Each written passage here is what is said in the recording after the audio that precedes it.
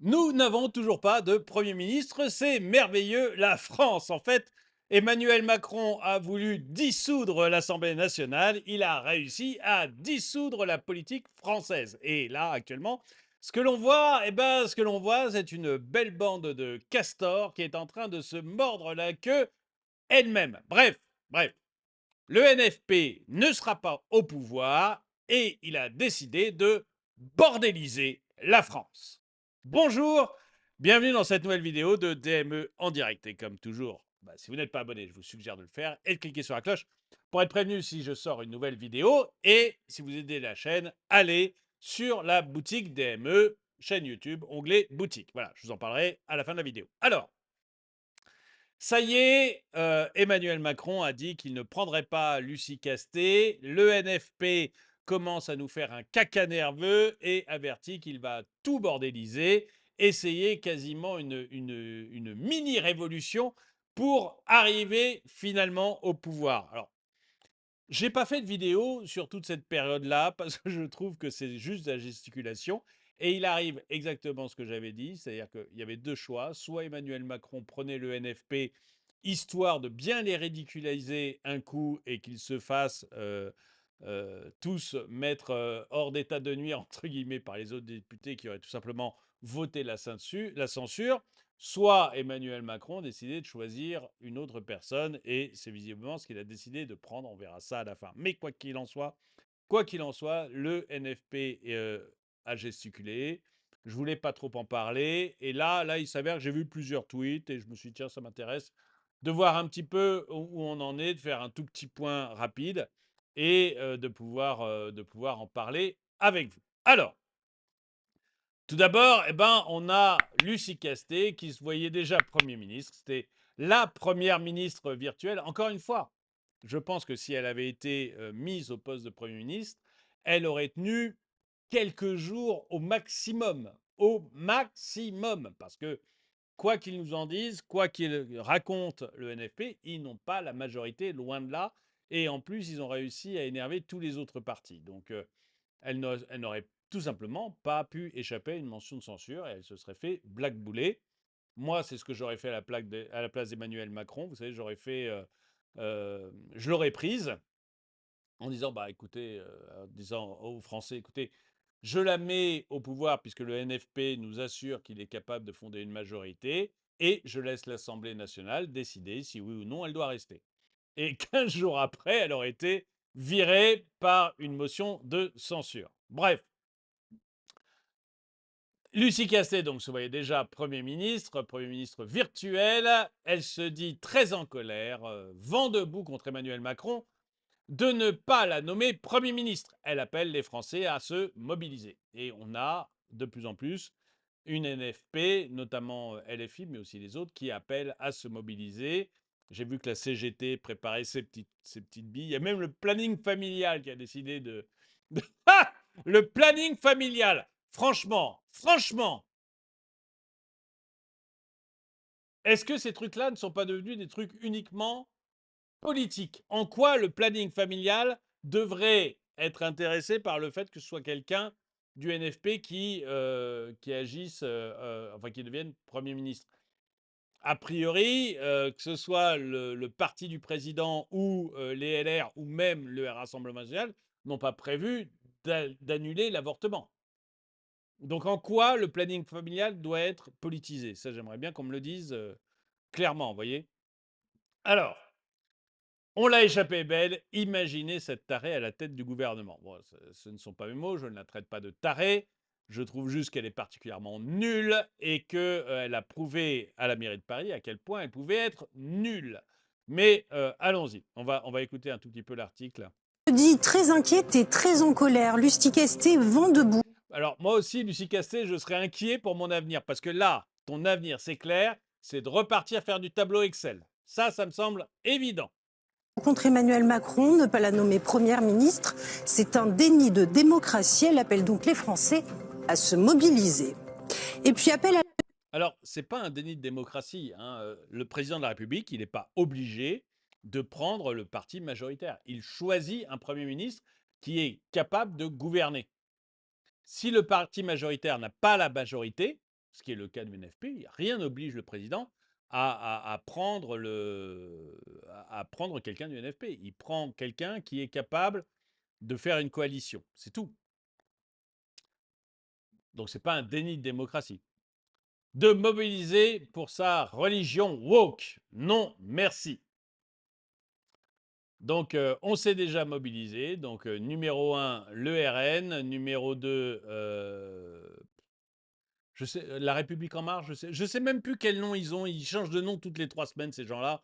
Ras-le-bol, quoi. Enfin, RE, donc, est arrivé numéro 3 et LFI est arrivé numéro RE, pardon, le parti présidentiel est arrivé numéro 2 et LFI est arrivé numéro 3. Et effectivement, s'il fait une coalition avec toutes les gauches, eh ben, ils arrivent en première position. Je me permets de dire, j'en profite pour dire que la gauche est extrêmement minoritaire. Alors, le parti présidentiel, je ne sais pas si on juge que c'est un parti de gauche ou un parti centriste. Pour moi, c'est plutôt un parti centriste, mais voilà. Mais si on juge que le parti présidentiel est un parti centriste, à ce moment-là, la gauche est extrêmement minoritaire et a d'ailleurs fait de très mauvaises élections. Parce qu'il rassemble à eux tous, si je ne me trompe pas, hein, à eux tous, ils représentent à peu près 25% des voix. C'est nul. La gauche à 25% en France, c'est nul. C'est un résultat nullissime. Donc ils essayent de faire croire qu'ils ont gagné, mais honnêtement, c'est un résultat nullissime. On parle de moi le castor, oui, oui. J'ai une petite vidéo sympa tout à l'heure à vous montrer avec les castors. Vous allez voir, ça c'est rigolo. Le pouvoir par la force. Qui a envie de donner les clés de la maison à un groupe qui s'appelle les Insoumis? Dans Insoumis, tu as non-respect des lois. On voit déjà leur cirque à l'Assemblée nationale, donc non. Le résultat en nombre de voix, eh ben, en nombre de voix, c'est clairement le Rassemblement national qui gagne, mais très très loin devant tous les autres. C'est-à-dire le 10 millions de voix. En nombre de sièges, c'est pas ça, parce que vous savez que le nombre de voix ne donne pas le nombre de sièges en France. Mais, parce qu'on a une élection à 2 tours et par circonscription. Mais en nombre de voix, c'est clairement le Rassemblement national qui est très très loin devant tous les autres. 10 millions de voix, c'est 50% de plus que le nouveau Front populaire quand même. Donc c'est gigantesque quoi, en différence. En deuxième, donc c'est le nouveau Front populaire. Et en troisième, c'est le parti présidentiel Ensemble. Donc vous voyez qu'il y a quand même une très très grosse différence. J'en profite pour dire quand même que le Rassemblement national pèse quasiment 10 fois plus lourd que les Républicains. On voit que vraiment les Républicains sont dans la sauce. Bon, plein de. Ah, on va peut-être l'écouter. Ah oui, je crois que celui-là, il vaut son pesant de cacahuètes. Voyons. Ben, les Arabes et les Noirs sont méchants et qu'il y en a trop en France. Enfin, c'est véridique. Ah oui, oui, oui, ça c'est Lucie Castet qui nous disait que, grosso modo, les Français étaient racistes à cause de ces news, qui disaient que les Arabes et les Noirs étaient trop nombreux en France. Et voilà. Bon, je sais pas, ça montre quand même pas un niveau intellectuel très très élevé. Pourtant, elle a fait l'ENA, donc elle doit être intelligente, mais c'est quand même un peu surprenant. Bon, donc Lucie Castet est très déçue, elle est très triste, elle est inquiète pour la démocratie. Et bah, Lucie Castet, elle va surtout retourner au fichier Excel de la mairie de Paris en ayant cramé ses congés payés et son été pour jouer à la PM, à la première ministre. Oui, Lucie Castet, à mon avis, c'est terminé pour elle. Mais si vous voulez, c'est pas tellement plus mal parce qu'honnêtement, Lucie Castet, à la mairie de Paris, ça a été une catastrophe. La mairie de Paris est sur le point d'être quand même mise sous tutelle de l'État.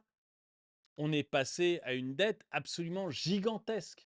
Elle a réussi avec Anne Hidalgo, hein, puisque c'est Lucie Castet la responsable de la trésorerie. Donc, elle a quand même réussi à augmenter les impôts locaux de 60%. 60% d'augmentation d'impôts. Elle a, malgré ça, réussi à exploser la dette de la mairie de Paris. Ils ont fait des manipulations incroyables pour toucher à l'avance, je crois que c'est 30 ou 40 ans de loyer des HLM. C'est une manipulation comptable uniquement pour permettre au budget de passer. Mais pendant 30 ou 40 ans maintenant, on ne pourra plus mettre le loyer des HLM dans, dans les comptes. Donc, c'est de la cavalerie. Ils ont fait tout ce qui serait interdit à une entreprise privée. Ces gens-là, dans le privé, seraient en tôle. Et la mairie de Paris, si c'était une entreprise privée, serait probablement en faillite. Donc, vous voyez qu'avoir une personne comme ça à la tête de la France, ça serait une catastrophe absolue. Absolue.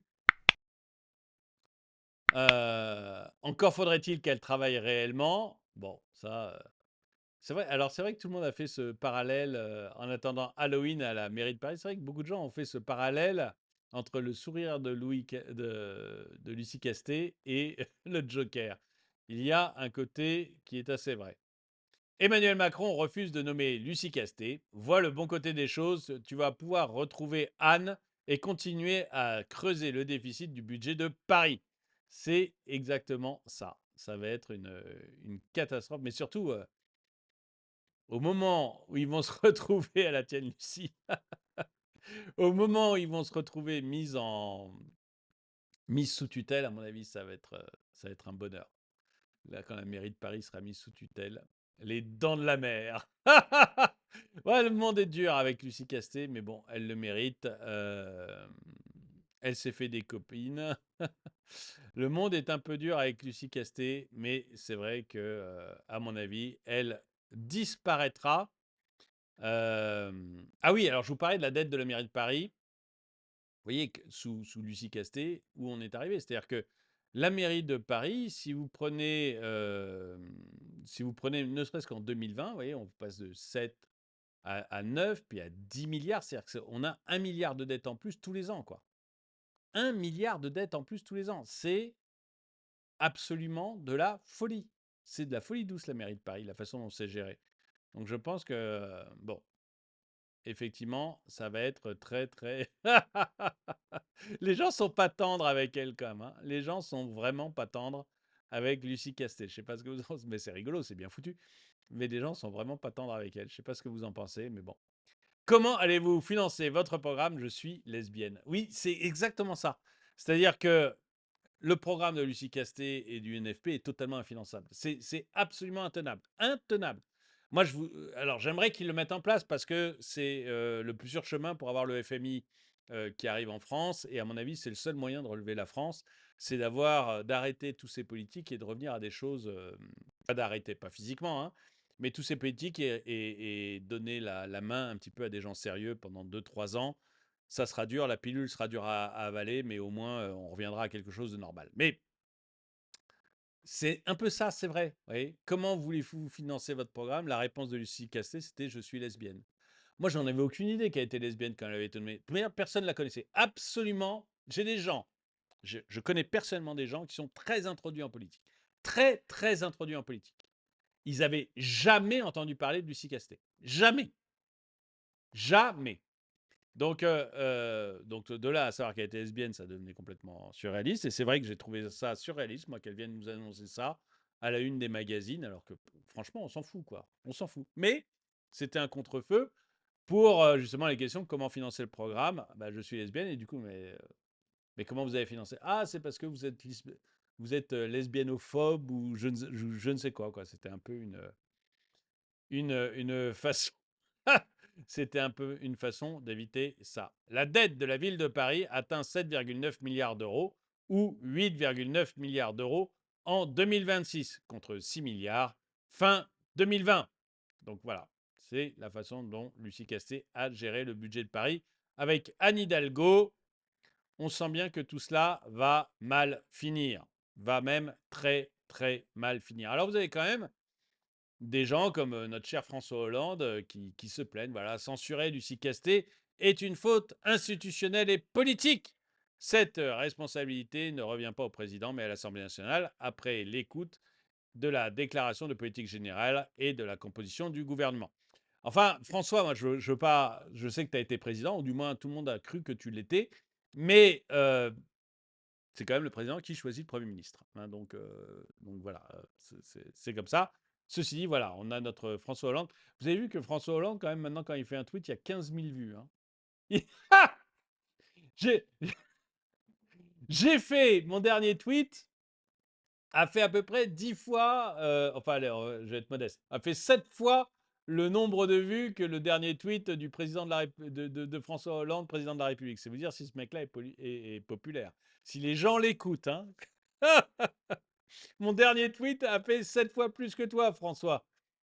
Je ne sais pas comment tu dois le prendre, mais bon, je pense qu'il est temps d'arrêter la politique, François Hollande. Il est temps d'arrêter la politique. Et vous Celui avez qui est donc responsable. LFI qui veut bordéliser les choses et essayer d'arracher.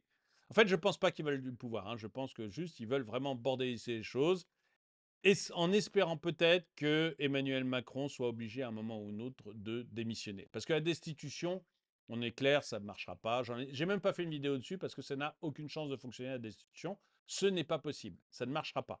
Donc voilà. Mais leur espoir, c'est que ce soit tellement bordel qu'à la fin, Emmanuel Macron sera obligé de démissionner et qu'il y ait de nouveau des élections et d'essayer de prendre ces élections. Voilà, c'est le but, à mon avis, de nos chers insoumis. On va écouter un ou deux insoumis pour voir ce qu'ils disent de de ce qu'a fait Emmanuel Macron en ne prenant pas Lucie Castet et de ce qu'ils appellent quasiment un coup d'État. Quand vous écoutez maintenant les insoumis, on est devant un coup d'État.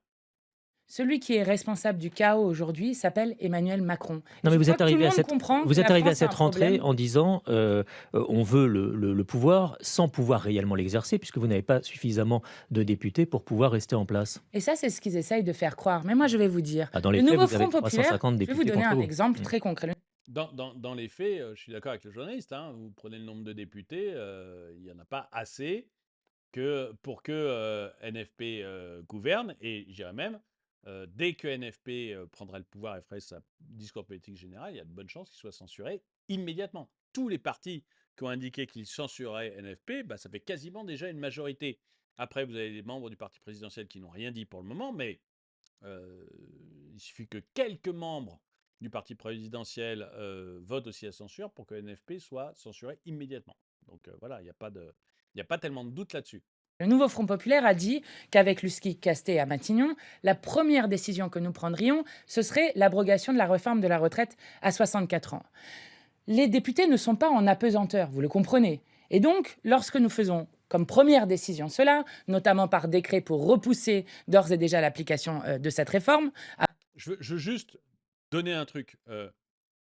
J'ai été contre la réforme de la retraite à 64 ans parce que je pense qu'il faut aller carrément il faut arrêter de ce rêve de la retraite par répartition qui n'est qu'une pyramide de Ponzi et qui ne peut pas fonctionner. Qui ne peut pas fonctionner.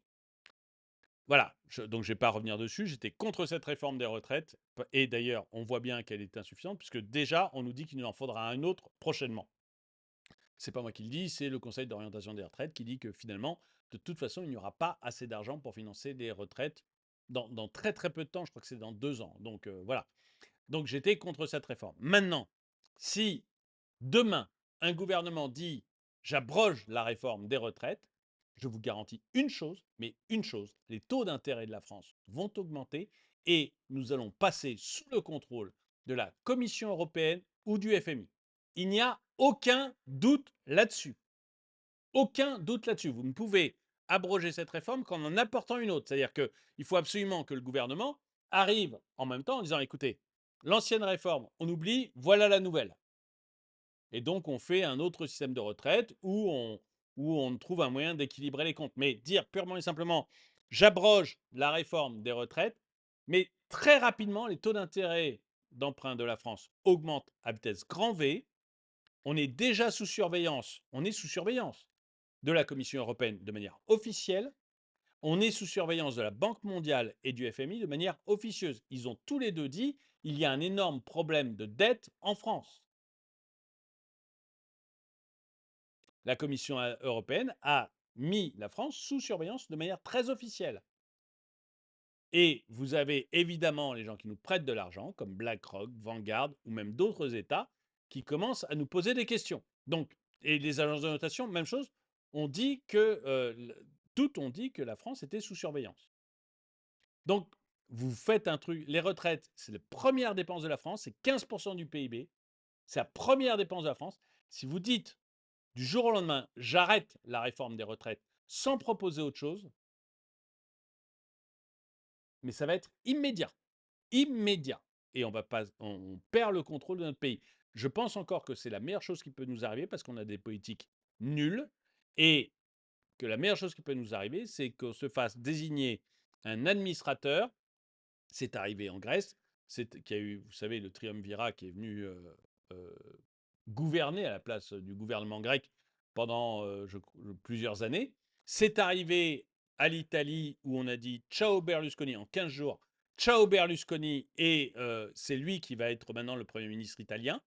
C'est la Commission européenne et à l'époque Angela Merkel qui ont choisi qui allait être le Premier ministre italien à cause de la montée des taux d'intérêt. Et il a gouverné pendant 3-4 ans, je crois. Et voilà, c'était un pur techno qui s'est mis à gouverner. Et je pense que c'est ce qu'il nous faut, c'est-à-dire qu'on n'a pas un peuple suffisamment sage pour élire les personnes, et on a aussi des politiques complètement débiles, comme il y avait Tsipras en Grèce ou Berlusconi en Italie, incapables de prendre vraiment des décisions courageuses, et que du coup, je pense que ça serait... Voilà, on a besoin d'un techno, un pur techno qui sera désigné par nos créanciers. Donc, mais voilà, ce qui arriverait si jamais l'Assemblée nationale faisait ce que veut Mathilde Panot. Avant de passer par l'Assemblée. Eh bien, bon courage pour celles et ceux qui voudraient nous censurer. Parce que lorsque vous avez une immense majorité de la population qui est d'accord avec cela, si nous avions pris en tout début le décret, ce que nous ferons, le décret pour augmenter le SMIC, eh bien là aussi, bon courage pour nous censurer. Donc je vais vous dire, ils font les gros bras avec la motion de censure, mais la réalité, c'est qu'ils ne veulent pas nous laisser gouverner parce que la politique que nous voulons mener est ultra majoritaire dans ce pays. Sur le SMIC, j'ai pas d'avis particulier, ou du moins si j'ai un avis, ou plutôt une preuve, c'est qu'à chaque fois que le politique a augmenté le SMIC lui-même, ça a en même temps augmenté le chômage. Vous pouvez vérifier, hein, vous pouvez vérifier. Regardez, à chaque fois que le politique augmente le SMIC, je dirais autre que l'inflation, hein, vous savez, il y a l'augmentation naturelle qui est l'inflation, mais à chaque fois que le politique a donné ce qu'on appelle un coup de pouce, ce qu'on appelait à l'époque un coup de pouce au SMIC, il y a eu à chaque fois une augmentation du chômage. Donc voilà, c'est comme ça, c'est comme ça.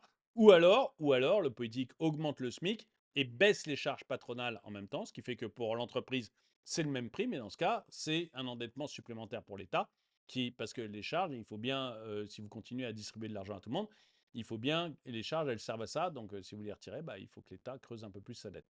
Donc voilà, moi j'ai un avis très négatif là-dessus, mais c'est pas le sujet de la vidéo. Alors on a écouté Mathilde Panot, mais vous allez voir maintenant des petits guerriers, la future relève, Mini Castor, qui a des choses à dire sur le fait qu'Emmanuel Macron ait osé comme ça, défier le LFI. Donc, pour ceux qui ne le connaissent pas, si je ne me trompe pas, Mini Castor, c'est le président des syndicats collégiens, je crois, ou lycéens, je ne sais plus, de France. Déjà, quand vous êtes dans un syndicat collégien ou lycéen, ça montre que toute votre vie, vous serez en fait toute votre vie un poids pour la société. Rue. Or, on ne l'a pas fait depuis 6 semaines et ça fait déjà 6 semaines qu'il y a un gouvernement démissionnaire pour protester contre ce qui se profile et c'est ce qui s'est officialisé par le communiqué de presse du président de la République hier, c'est-à-dire le refus pur et simple de nommer la coalition arrivée en tête, le nouveau Front populaire, en siège en tout cas, à Matignon. Et donc pour nous, c'est un déni évident de démocratie, c'est une forme de coup de force contre le vote issu des urnes et issu d'une mobilisation exceptionnelle avec un taux d'abstention très bas qui a fait reculer le Rassemblement national. Donc on ne va certainement pas accepter ça. Nous avons appelé hier avec l'Union étudiante à une manifestation, effectivement, le 7 septembre. Cet appel a été rejoint, vous dites par la France Insoumise, c'est vrai, mais il a aussi été rejoint par le planning familial, à l'instant par les jeunes écologistes, et j'espère vraiment qu'il sera rejoint par énormément d'organisations attachées à la démocratie dans notre pays. Manès Nadel, alors vous parlez d'un coup de force d'Emmanuel Macron, vous y allez fort. Un coup de force, c'est quoi? C'est un putsch d'Emmanuel Macron contre les valeurs démocratiques pour vous? Eh bien, écoutez, si vous m'avez invité pour que je corrige les mots que j'ai utilisés, je pense Non, que c'est non. pas la peine. J'ai dit coup de force parce que c'est coup de force. Je n'ai pas dit putsch parce que ce n'est pas un Et putsch. bim. Je n'ai pas dit coup d'État parce que c'est pas un coup d'État. En l'occurrence, à mes yeux, et je pense que je suis pas le seul, je considère que lorsque le peuple, dans son expression par les urnes, par des élections qui ont été convoquées par le président de la République, s'exprime, sa voix doit être entendue. Et si l'on considère que la coalition qui factuellement est arrivée en tête n'a pas les capacités de gouverner, alors on ne fait pas des plans sur la comète comme le fait Emmanuel Macron, on ne fait pas des espèces de prospection sur qui va poser une motion de censure, quand, etc. On laisse la démocratie dans ses règles les plus classiques se mettre en place et donc on nomme le nouveau Front populaire à Matignon et on le laisse tomber face à une motion de censure si on pense qu'il va tomber. Mais on ne fait pas ce que fait Emmanuel Macron, c'est-à-dire une espèce de manœuvre politicienne qui depuis 6 semaines, et je le dis parce que c'est important en tant que syndicat lycéen de le dire, qui depuis 6 semaines a empêché les lycéens d'avoir accès à une politique éducative cohérente qui leur permette d'étudier sereinement. On a Non, mais sérieusement,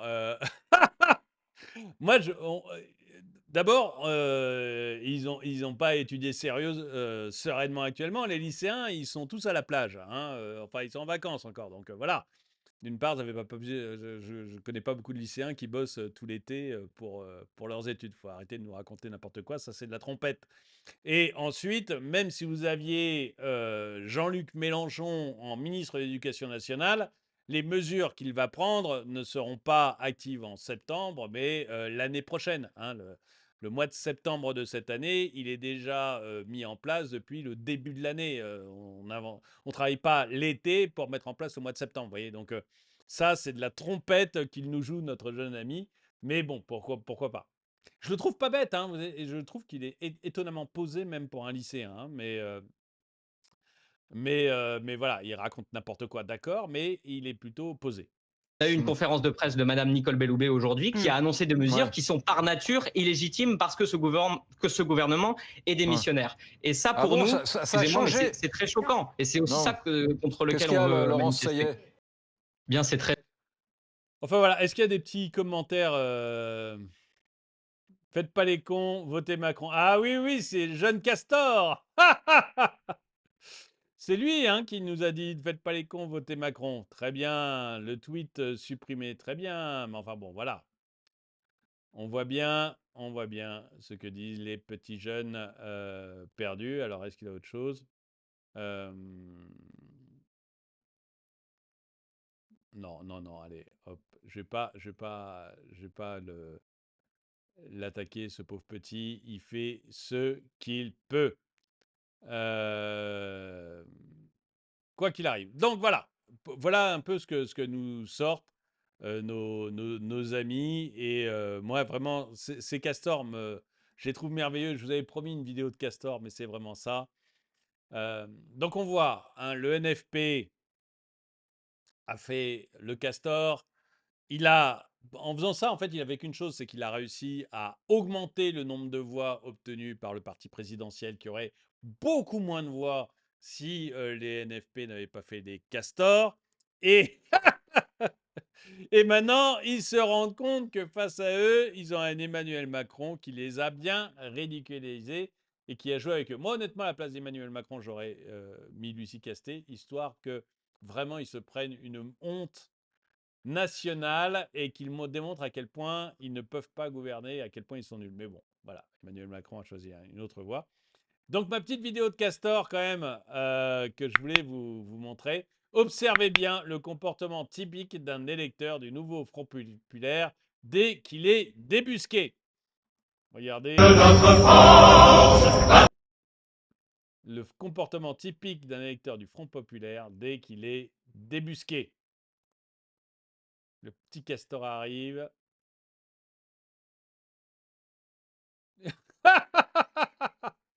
J'aime beaucoup cette vidéo. Je suis un fan absolu de cette vidéo de castor.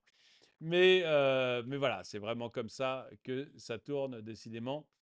Il n'y a pas de doute là-dessus. Mais en même temps, vous savez, moi, je ne le regrette pas tellement. Je laisse un peu la vidéo de castor parce qu'elle est trop marrante. Donc, on va se la regarder 2 fois. Mais en fait, moi, je regrette pas tellement tout ça parce que j'ai été interviewé sur une autre chaîne et, et en fait, vous voyez, ça fait 2 mois qu'il n'y a pas de gouvernement. Aucune nouvelle loi crétine ou liberticide. Vous n'avez pas eu de loi débiles qui ont été passées pour vous supprimer des libertés, pour vous casser les pieds ou pour empêcher certaines personnes de faire ce qu'ils ont envie de faire. Donc ça, c'est déjà pas mal. Aucun nouvel impôt ni taxe.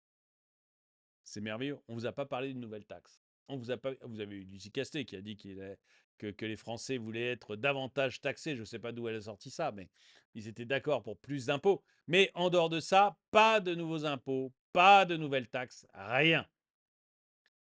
Aucune nouvelle dépense, aucune nouvelle annonce.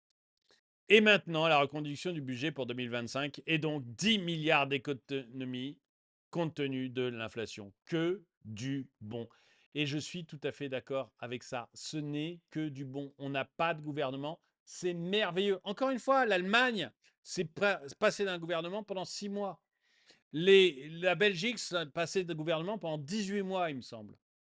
Contredisez-moi les Belges si je me trompe. Mais 18 mois en Belgique sans gouvernement. 6 mois en Allemagne sans gouvernement. Les pays ne se sont jamais mieux portés que ça. On a besoin de stabilité, on a besoin de tranquillité. De tranquillité. On s'en fout en fait. Ces gens-là, il faut comprendre que ces gens-là sont comme des tiques sur le dos d'un chien. Ils ne servent à rien. Ils ne font que vous sucer le sang. Ils n'ont aucune utilité. Aucune. Aucune. On n'a pas besoin d'eux pour la police et la justice. Vous avez déjà des lois pour la police, vous avez déjà des lois pour la justice. Si elles étaient respectées par la justice, il n'y a pas besoin de trucs supplémentaires. Ce qu'il y a, c'est qu'on a des juges qui ne la respectent pas. Mais ça, ce n'est pas un gouvernement qui changera les choses. On n'a pas besoin d'eux en économie. Je veux dire, moins ils touchent à l'économie, mieux c'est. Donc je préfère un gouvernement qui ne touche à rien en économie, qui ne touche à rien. On a d'énormes galères, on a d'énormes fers aux pieds, etc. Mais on s'en fout parce que s'ils y touchent, ils vont faire que rajouter des galères, rajouter des trucs aux pieds. Il vaut mieux avoir pour un chef d'entreprise, il vaut mieux avoir un truc clair, même si c'est galère, mais que ce soit clair et que ça ne change pas tous les 2 mois. Or, le problème avec ces pitres, c'est que ça change tous les 2 mois, au gré du vent, au gré de leurs petites idées, de leurs petites réflexions. Ils sont tellement sûrs d'être utiles qu'ils font n'importe quoi. Bon, mais enfin, ceci dit, je râle, mais vous devez savoir absolument que, a priori, Emmanuel Macron a trouvé, ça y est, le Premier ministre qu'il allait mettre en place. Et je dirais que c'est le moment important de cette vidéo. Emmanuel Macron annule les consultations et décide de nommer Emmanuel Macron au poste de Premier ministre. Et je pense qu'on en est vraiment là, c'est-à-dire que Macron, ce qu'il veut, c'est avant tout un macroniste, quelqu'un de son parti. Ils ont déjà récupéré, vous savez, l'Assemblée nationale. Donc ils se disent, bah, écoutez, on a réussi à récupérer l'Assemblée nationale, on va bien réussir à récupérer aussi le gouvernement en entier. Dites-moi ce que vous en pensez dans les commentaires. Dites-moi si vous pensez comme moi que le but de LFI est de bordéliser le monde, de bordéliser la France, mais absolument pas d'avoir le pouvoir. Dites-moi si vous êtes pour cette bordélisation et si vous êtes d'accord avec moi sur le fait que l'on n'a pas besoin de gouvernement en réalité. Dites-moi ce que vous en pensez dans les commentaires. En tout cas, merci d'avoir regardé cette vidéo. Mettez-lui un pouce vers le haut, commentez-la, partagez-la. Merci à tous ceux qui soutiennent la chaîne. Vous pouvez soutenir la chaîne en allant sur la boutique DME. En ce moment, vous avez vu, c'est moins 20% sur tous les produits. Des produits comme ce polo, des produits comme ce mug, pardon, des dizaines de produits différents. Je crois qu'il y a 90 produits, il y a 7 ou 8 logos différents. Des produits dont je suis hyper fier, dont tout le monde est content, qui coûtent quasiment rien si vous allez sur un sticker ou sur un magnet. Ça coûte quasiment rien, mais ça aide la chaîne. Et d'autres produits qui sont vraiment hyper qualitatifs, comme les polos, les t-shirts, les casquettes ou même les mugs, qui sont des produits hyper qualitatifs. Donc merci, ça aide la chaîne si vous y allez. Et moi, je vous dis en tout cas, à très bientôt.